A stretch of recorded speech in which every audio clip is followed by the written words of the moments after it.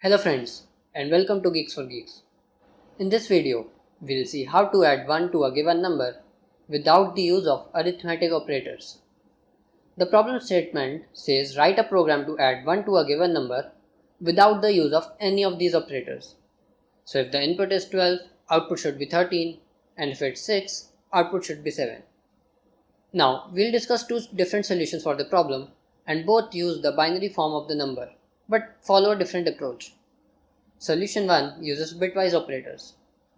To add 1 to a number, you may notice that in binary form of the number, we need to flip all the bits after the rightmost 0 and then flip the rightmost 0 itself. So, if this was the number x, after flipping all the ones after the rightmost 0, it becomes this, and then we flip the rightmost bit 0 of the initial number. So, this number here actually represents x plus 1. Let's look at the code for the solution. We call this function add1 on our initial number. Now m is 1. This loop runs while x and m is true. That is, this loop runs while x and m are both 1. Now we replace the 1s by x XOR m, which would actually be 0 because both x and m are 1 throughout this loop. Now we shift m to 1 position left on a number because we need to keep on replacing all the 1s after the last 0 with zeros. Now, when this loop ends, we are looking at the rightmost 0. This number gets replaced by 1 because XOR of 0 and 1 is 1, and so we are done with the code. For solution 2, we'll use the idea of 2's complement of a number.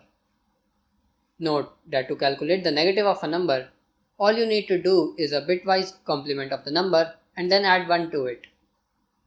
Bitwise complement means replace all the 1s in the binary form by zeros and all the zeros by 1s.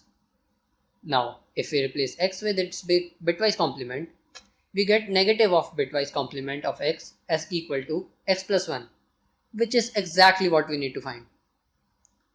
Now, let's try understanding the code using the 2's complement of a number.